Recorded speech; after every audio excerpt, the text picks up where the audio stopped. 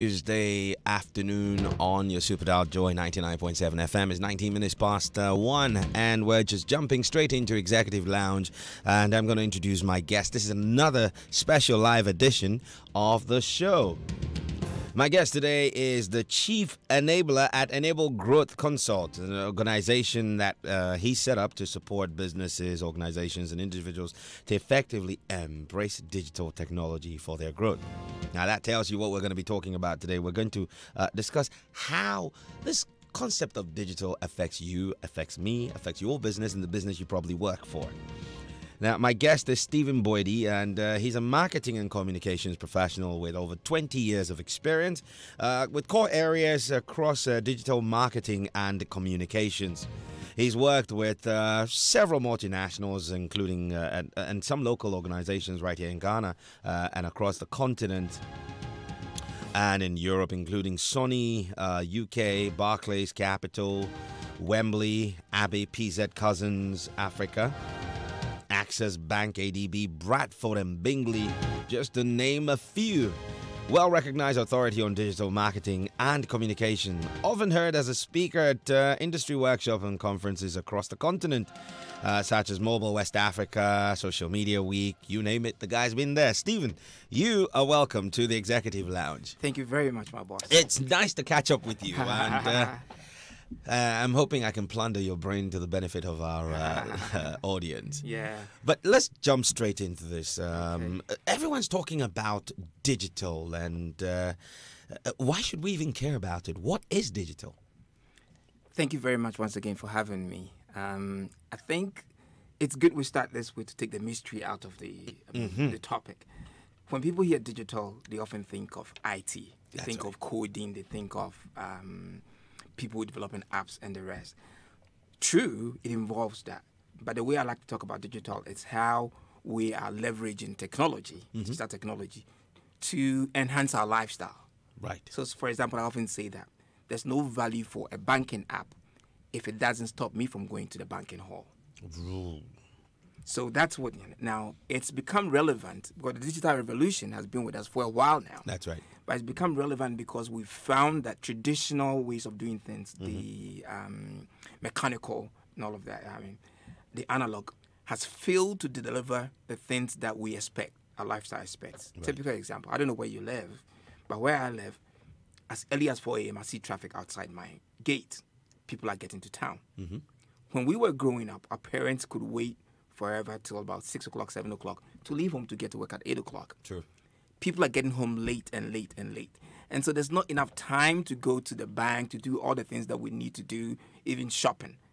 And so digital has come to kind of enable businesses and the rest to be able to communicate with us so that we can still be exposed to the things that before we were looking on TV and radio for. Okay. In the same way, our lifestyles have also been made easier. So there's mobile money and all these things going round.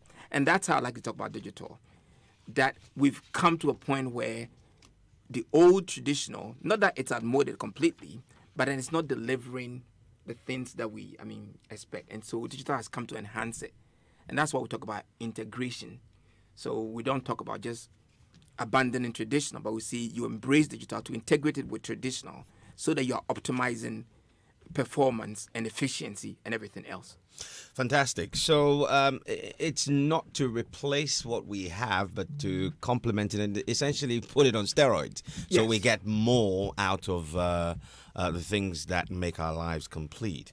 Beyond being a buzzword, I'm an entrepreneur. I want to be able to leverage digital. There's what I would, for the lack of a better, the acronym SMART, used in digital. So there's social, there's mobile, there's analytic and big data, and then there's also the cloud, and then consumerization. How do these matter to a young entrepreneur here in Ghana? I'm looking to start a business and want to leverage digital. I think a couple of things. It enables you, and you hear me using the word enable over and over because that's what it does. Really. Not surprisingly, you are a chief enabler. Over and over. And it allows you to be more efficient, allows you to be more accurate often with what you do. It allows you to be quick also to market. So the timing is important. It allows you to be better in targeting, enhances your reach, even monitoring what you're doing and all of that. I'll go back to talk about it. So I'll use some examples. And permit me to say that, for example, we've seen in this, since this is a radio station, we've seen in this market a number of musicians who have grown their following just online, underground. They're not spending them, they're not even selling one CD, but they're growing their fan base online. Okay, it's efficiency in that sense, because there, when you're talking to them online, you know who you're talking to, you know how engaged they are and all of that. Unlike somebody who buys your CD from the shop and goes off. You may know how many CDs you've sold, but you don't know where they are listening to it, whether the CD has been passed on and or whatever. So that's one example. In the same way, if you're a small business, and I use one of my friends as an example, I like to do this. One of my friends has a company called Food 101. Okay. Which some of you might be familiar know about with. them, yeah. She does something simple. You just sign up to a WhatsApp group, and every morning she sends a menu via WhatsApp. So when you get the menu, you then just reply back with what you want, and the food is delivered to you. So she's just leveraged WhatsApp as a tool to do that. And it starts from all the way to the big things we've talked about, IoT and the rest, which big businesses, some of them are doing here and others are considering. The point I want to make is that there's a whole spectrum of things. There's a whole lot of tools out there. The important thing is to understand who your consumers are, understand your digital landscape, and also what role digital should play in your operations. And then you leverage the right tools to enhance efficiency, because there are cases of people embracing digital and applying them wrongly. I say this, for example, being a digital revolution, and we know revolutions often come with casualties and with excesses. And there are a few excesses that have happened. For example, I heard one day on radio that some people said they were going to deliver pizza with drones in Ghana. Great idea, but will it work?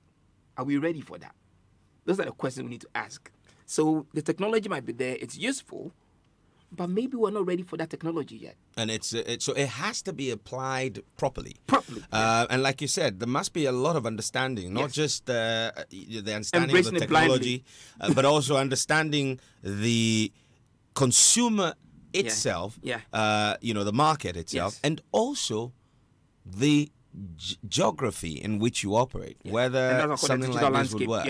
Okay. Now, seeing that there's lots of understanding that's required for us to do, I'd like for you to help us understand, why is the momentum for digital just growing? What about the human race has changed so much that digital has become the go-to tool and platform or process for reaching people and integrating societies?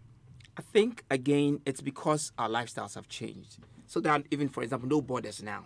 Okay, so we're communicating. People sit here and they know what's going on in the U.S. They know the news. They are even more up to date with the news in the U.S. than we live here. There are a lot of people, for example, who have returned from abroad, wherever. They still want to enjoy the lifestyle they used to enjoy abroad. So businesses like Jumia are becoming relevant because they are able to give you the same products, the quality of products and the rest that you used to enjoy there. In the same way, we're sitting in a radio station.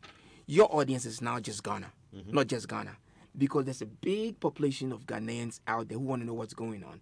And so you are leveraging digital, you're leveraging Twitter, your app, your Facebook, and all the rest to be able to communicate with these people. It's the way our lifestyles have changed. In the same way, there's a bit of immediacy that we need now. If I want to do some business with a company, I don't want to wait for 2 days for them to put, for example, a proposal and a letter to send to me, this and that, review and all that. As soon as I hear about it, I'll probably take out my phone, go online, and research about the business. Do my due diligence on the business. Because we are thinking more on the moment. This is what we call the micro moments. So digital has become relevant because it allows us to be able to live that lifestyle, to be able to live in the moment, become efficient in that way.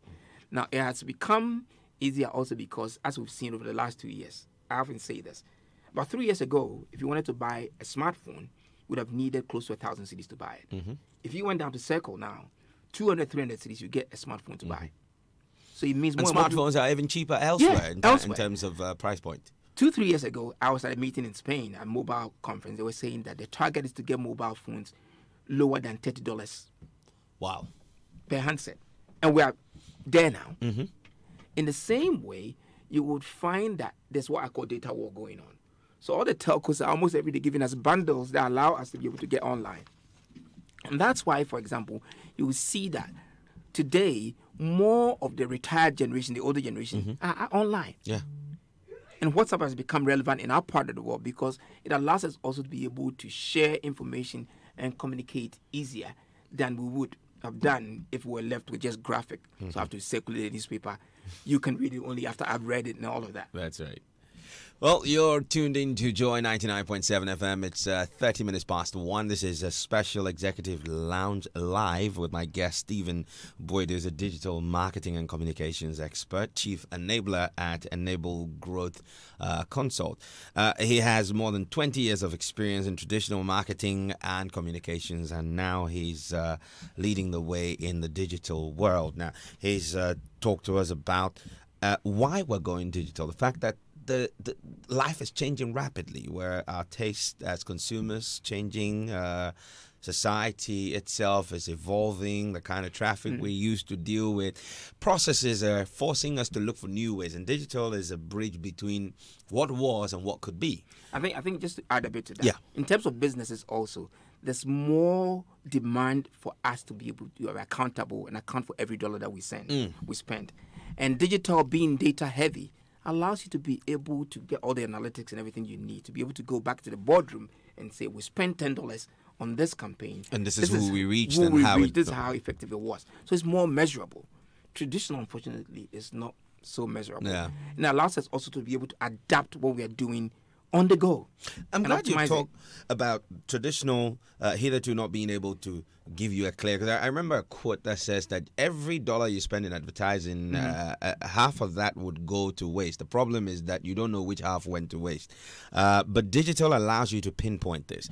Let's bring this home a little. Yeah. I'm a business now. Okay, so I sell a service. It's not a product that I can take photos or do a video about.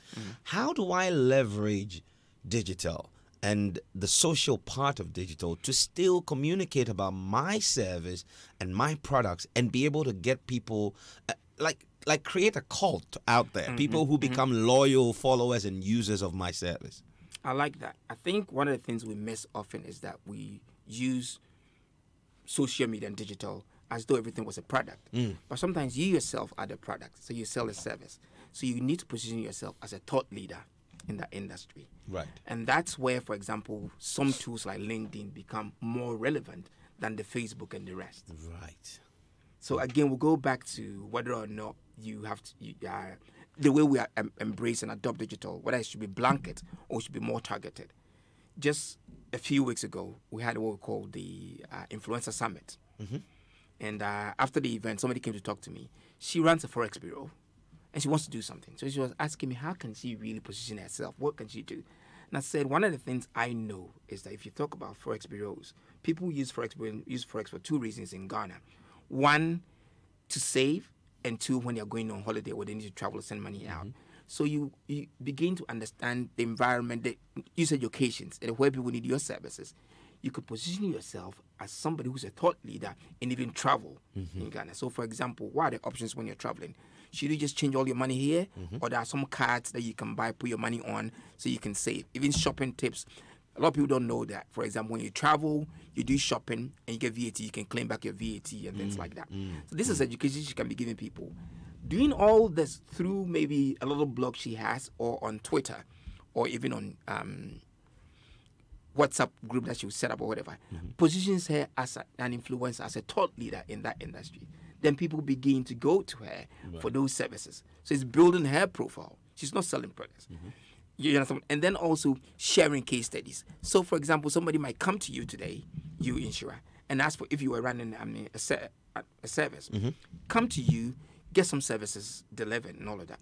How do you even kind of like capture that as a case study? And then be able to share that experience and that case study for people to see. So somebody might come to you. I'm not saying that's what you do, but let me use myself as an example.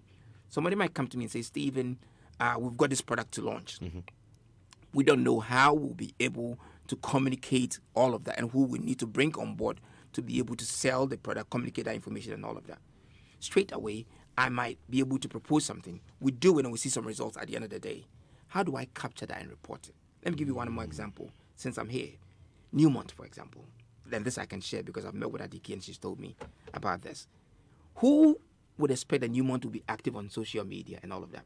But when they went through the crisis they had with the accident that happened, when they published the press release, they used people like your own friend Israel Aye. Because he's credible. People know he's thorough when it comes to his news and when he publishes. So that adds credibility and all of that. It wasn't about selling gold. It was about communicating something. It's information they're sharing. But then they decide to use channels that are relevant in that sense. And they are leveraging the profile that people like him and you and other news media have to do that. Your people sit here, Evans Mensah and the rest sit here, and sometimes when even government wants to break some news, they tell them first. Because they know the credibility that's associated with them. People chase them for interviews, to interview them. And that's what I mean. So if you're selling a service, for example, in the same way, build your profile. So you become the go-to person. You become a thought leader in that area. And that's what we do for you. And doing that, you don't need to go and pack your bars on Instagram and on Facebook every day. There are things like Twitter, LinkedIn, and a blog would help you better. So it's understanding who you want to reach, where they are, and then you apply the right tools to deliver that. Yes. And any product, in essence, can be, or service can be marketed well on online. All right. Now, talk to me about traditional communication. Now, so in the past, you needed to either have a billboard, do flyers, buy posters, some posters, and radio, buy stuff, all of these. Today, we're able to reach multiple audience across. I mean, I have this little thing I do on a weekly basis. I put out a post on my Facebook page. And it's a 90-second deep dive introspection and things like that. When I put this out and I look at the analytics, incidentally, I'm getting people from across the continent. How do you now take the reach that you have and say, okay, I want to now start segmenting the markets that I am reaching and tailor my product or service to grow in these spaces? How does one do that? Okay, so this is how the whole customer experience or the user journey has changed. You need to first understand the customer need and then you provide solutions to it. So what you're talking about, for example, you can get that from even doing social listening, for example. So you're listening to be able to know what are they talking about. When they come to your platform, how are they communicating on your platform? Which of the videos have they liked? Which ones spoke to them? Begin to segment it in that sense. You can also go a step further to use simple polls and things like so. You've got Google Forms and SurveyMonkey and the rest. You can use some of them to do some of these, and they are instant. Once you deploy it, let me tell you a story. When Tigo came to Ghana, they came to Kumasi and they needed to do some survey. I was at Tech then. We had to walk the streets of Alaba and other places with forms taken. Imagine going to these Alajis and these Malams taking and forms, talking to people, trying to understand whether there was a market in Kumasi for mobile phones. This was like around 96, right? All right. Today, you can sit here, put up a poll on Facebook or wherever. Within the next minute, you get some results. So you begin to see the trend and all of that. That's how it's changed. Going back to your question. So once you begin to see your audience and all of that, you need to be listening and monitoring and engaging. So you begin to see the trends, begin to be able to segment them. And you know which content, for example, works, which content doesn't work. And also, once you're segmenting them that way, you'll be able to also know how to cater your services to suit each of those targets that you have. Fantastic stuff. I've always wondered about the use of digital, whether, and the case for proactive and responsive. Is this an either or conversation, or should it be a mix? And how do you fine tune it? So how would you make the most of the proactive use or responsive use? I think there are two ways. Okay, you need to do both to start with. But I find that most, brands to work for them, and work effectively, you need to do more of. You need to do more of the listening and reacting where necessary. Right. Okay? So, for example, if you understand your audience very well, what you are pushing out, the proactive bit, will be targeted, will be more specific. So you won't have to react a lot. Again, it goes back. Let me give you another example. Since we are in the middle of it, what happened at Midland Bank, for example? Savings and loan, for example. Yeah. Because they were not online and not listening and all of that, they even didn't have an owned online presence. When the whole thing was going around, it was going viral and the rest, they were not able to respond immediately in time. They now had to rush to radio stations, try and organize interviews, press conferences, this and that. Okay. But even step back, if they were really listening, they understood the customer needs and all of that, that wouldn't have happened. You understand what I mean? So it's not either or. You need to do both of them. In different contexts, you may be doing more reactive than proactive. You talked about big data, and I'd like to lump both big data and cloud into this conversation. How is it possible for businesses? So I'm a young startup. There's a lot of talk about big data. I understand Facebook. I understand Twitter. Their apps easy to use, and all of this analytics stuff that people are talking about is way above my head. But I need to understand this data. What are the ways for startups and people who may not be IT savvy to getting on understanding data and being able to anticipate change by the analytics that they get? I'll give you an example. I'll use a typical restaurant as an example. You go to a restaurant, you frequent there, okay? And unless the business make it, their policy to track and monitor and keep records of how much you're spending there, what you're ordering every day, they wouldn't know, they wouldn't have any data to interrogate. But big data, to explain it simply, is bringing all the different bits of data together and making sense of it, making business decisions based on that. That's right. But if they, for example, gave you a loyalty card, and every time you went, they were tracking what you were ordering, they'll be able to use that to determine, for example, is there a taste or is there a need for some other menu? For example, I give another example of what big businesses. There's something I've noticed. I call it the OMC war now. If you listen to radio between 6 o'clock and 7:30, Shell, Goil, and Total are crazy, fighting for space, fighting for our ears, for attention, and all of that. Now, Shell and Total have cards, loyalty cards.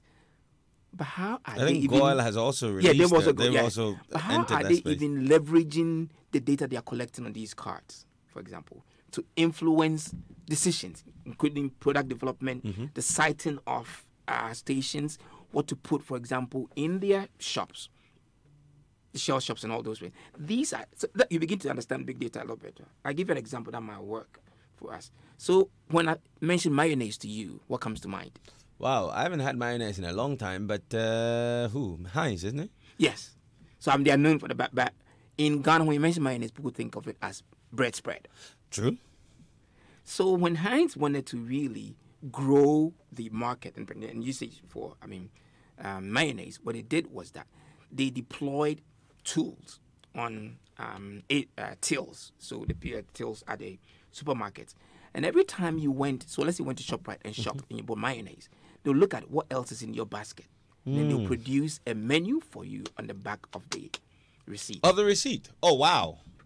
So you see how big data is Wow. working? Just looking at everything else that's in here, so all the data that you have. Because all of the products you have in the basket will go through a barcode reader. Yes. So someone's written a code that now puts Interprets all that the data. and then gives you a menu to prepare. So by doing that, they are giving you value. But they're also telling you there are more ways you can use mayonnaise than just spreading it on bread. Wow. It's 44 minutes past 1. This is a special live edition of the Executive Lounge on Joy 99.7 FM. My name is Instrado, and my guest is Steve Bwedu. He is a digital marketing and communications specialist, and with over 20 years of experience. I know you've been sending your thoughts. Please send us comments via our WhatsApp line is 02443 40437. We're also live on Facebook. Share your thoughts there as well. If you have some questions for him, let us know. And if you would like to interact, would like to open the phone lines, give us a call on 0302 216 541 0244340437, and share your thoughts and ask some questions, and let's see if Steve can get us some answers on that. So we're going all the way till 2 p.m. Now, Steve, in what areas do you see, sectors of our industry, do you see that we can leverage digital? Mobile money.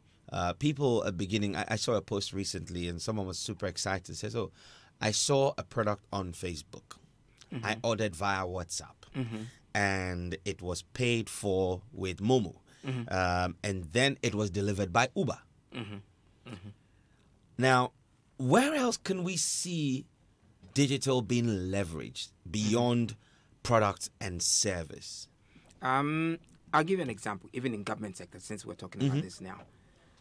On Saturday, I was listening to Newsfile. That's right. And I said, this multi-track or whatever has got "I told you so" written all over it. Wow. Because if you look at the data, you would know that there are more JHS students than SSS students, right?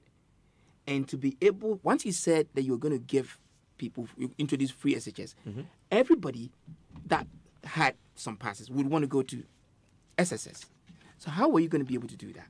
The smart thing for anybody thinking and really interrogating data and thinking digital to have done was to think of first, so what will we need? Will we need the private schools involved in it? How much of our education, for example, to reduce costs? Mm-hmm. If a lot of the cost is coming from printing books and all of that, how much of it can we move to, for example, electronic platforms? Interesting thought. Just give me a moment. Let's interact with Leila, who's calling us from Spintex. Leila, you're welcome to the show. Good afternoon.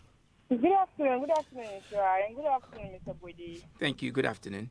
It's very interesting conversation you're having there. I'm a marketer myself, and I've always thought that we have not taken advantage of e-marketing. Like you just explained in the case of Haynes, trace analysis right there. You need to know consumer behavior, and then you can project their needs. But a lot of businesses within our zones are not thinking in that direction. Very good example you have given with regards to the data collection for students. We don't have data, and we have all the facilities, all the abilities to be able to get this data, to even focus on how our teams, what is happening with their health. Everything is e-marketing, is digital now. So I'm very happy that this conversation is packed, and I'm looking forward to furthermore interactions like this. Thank you very much. Thank you very much, Leila, for giving us a call. And I like a point you just raised. And Steve, do we have the environment and the right framework to collect data, let alone interpret it? I think we do. We've got the people with the knowledge and know-how to be able to develop the right databases, CRM, whatever that we need to do that. People are engaging on cross-platforms, whether at pay points, in shop, or even online. The challenge is that we're not capturing the right data. The data is out there, but we're not capturing it. Okay. And sometimes from the onset, we don't define what data we would need. So when we're building the database, for example, we don't have a view of the end. So if I'm going to interrogate the data and want to pull out this kind of information, the data I'm capturing from the onset has to be right. I don't know if you understand what I'm saying. Totally. So for example, I mean, again, not bashing government, but we all need to talk about it. We talk about national ID. So how is it going to integrate all this with SNIT, with passport and everything, with our license, driving license and everything into it? So when somebody is sitting somewhere, they want to pull data out. If the policeman stops me, he can be able to see, all right, Am I working? Am I unemployed? Am I all those things? They can be able to interrogate them and be able to make decisions upon that. Same. We have every resource to be able to do that. But I think the thinking and the way that we're doing it is wrong because we don't plan properly. And I often say it's because we kind of put a mystery around technology. Okay. We don't think functional. We think a lot of the technology behind it, the codes and everything. We're not thinking the functionality of whatever we're deploying. Okay. Sam joins us from Medina. Good afternoon, Sam. Good afternoon, Shira. Thanks for calling. How are you doing? Pretty good. Good afternoon to Mr. Boedi. Good afternoon. Great. This is really very great, I must say. We, as indigenous business persons, are suffering because we have huge costs of marketing, and you would believe that you are likely to spend the same amount of money you use in setting up your industry to, again, organize the marketing of it. And so if you set up your industry and you're not able to market, that alone will result in the collapse of your business. Exactly. And this has happened to, many companies. Thank you. And I think that it should be good enough if we can get links with Mr. Boedi and others who may be of help to assist many more of us to be able to use e-digital marketing to reach out to the market. And I think this should be great. I'll be very happy if we can get this kind of assistance because we have products that are better than imported stuff here. But the imported stuff have money for marketing, and the local stuff, which is of a higher quality and is known internationally and is even demanded internationally, we are not able to market locally. And that is a bane of yet another Ghanaian industry. Thank you very much. Thanks for that. Looked at, yes. Well, we certainly will, and I'm sure we'll be able to leverage Steve's expertise and others in that space. Steve, you wanted to add something? Yeah, I wanted to add one point. One of the guys that I love very much in this market is Kofi Dazi and the stuff that he does. Yeah. And he said something. He said, to a degree, technology is a leveler. Okay. What he really means is that, in a way, everybody, if you can get the how right, you'll be able to leverage technology to grow your business and be able to compete with the big boys. But the how is often the challenge. I mean, I've seen online businesses like Aware Ghana and the rest, which have grown their profile, their market, just by doing stuff online. Even in music, Manifest, who I love, has grown his base online mainly. You know, talking about music, there's I read an article about a blogger who travels around and just telling stories about the arts, and he went to a concert, a hall that was filled to the capacity of more than 5,000 people, and they were jamming to a rock band from Sheffield that nobody knew about in the UK. Exactly. Turns out that these guys released their music online, and they had grown a massive following in Taiwan. Yeah. I mean, so it means that the scope of what we do can be extended. Oh, yes. But of course, the knowledge is important if you do have this. Now, let me, as we get ready to wrap up, give me an example of how digital. I mean, so there are. You talked about its application to education. You talked about application to health and things like that. Where would you say would be a lowest hanging fruit for entrepreneurs to look at leveling or leveraging digital? I think use the easy tools that almost everybody is using. The example of Food 101 is clear, and everybody can leverage that. Build a small community of your loyal customers using WhatsApp or whatever, and engage them. Get to understand them better. And once you are able to understand them better, you'll be able to provide better solutions. Because at the end of the day, services and products are just solutions. We don't buy them for the product's sake. We buy them for the solutions they give us. And if you can understand your market, your customers better, you can be able to do that. So start with the little ones, like WhatsApp and the rest. Facebook is going through its challenges, but it's still a platform that gives you a one-stop shop. Okay. That's useful. Wonderful. We'll come back to that in a moment. Bill is calling us from Bridge. Hey, Bill, how are you doing? Yes, I'm well. Yourself? Very well, thank you, and great to hear from you. What's on your mind? Talk to us. Yes, Inshira. Yes, I can tell you that I'm really educated today on a lot of things. I am a little bit confused about something. If only our visitor can actually explain. Mm-hmm. Now, I want to mention two companies, which that can actually help with my point. You know OLX, for instance, mm-hmm. when you post ads. Yes. And of course, when you post ads, and they know how they generate their income or their money. Now, initially, Peloton was free, but now I think when you post stuff, they do charge and a whole lot. Mm-hmm. My question is simple: is it that one is trying to exploit the market that they have? Obviously, those who patronize Peloton are more than OLX because it was first in the market. We knowing that President was first, so even if you are buying close up, everyone will say that Mr. President, So, is it that one is exploiting the market that I'm having? Okay, I'm having a huge number of people, so I need to take charges when people post ads. But yesterday, do people post, and the other one is actually not trying to say, okay, let me pump it a little that I have, so I'm not saying anything. If you get my question. Mm-hmm. Okay. So you want to understand whether the site that hitherto didn't charge, now charging, is only exploiting the numbers they've grown? Yes, because the issue is that I know definitely when it comes to those things, naturally they do earn money when people post.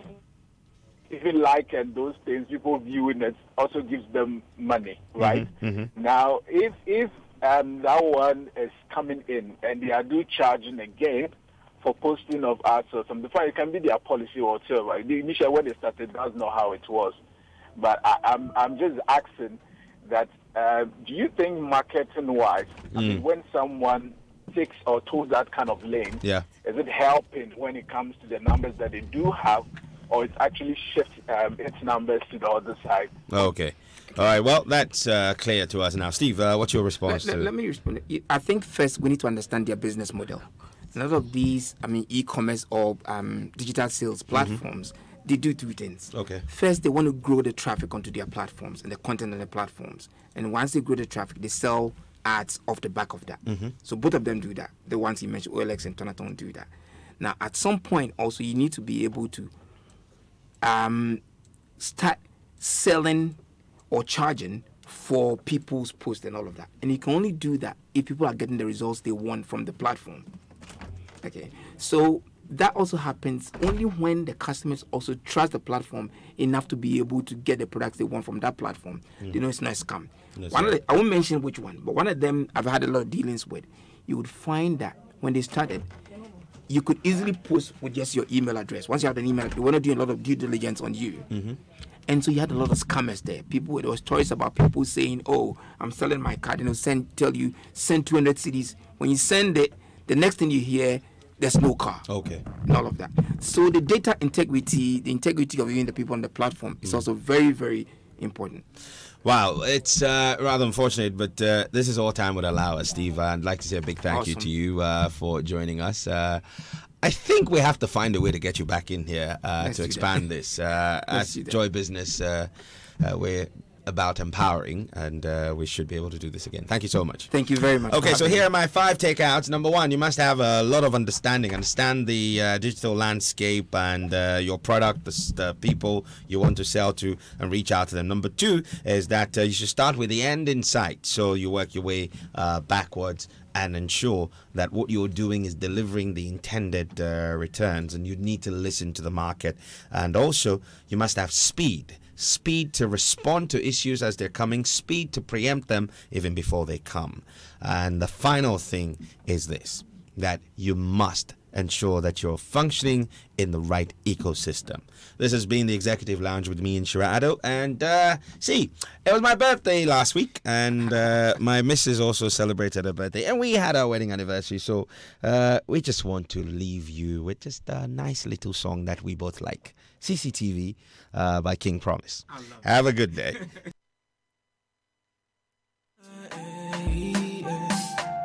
King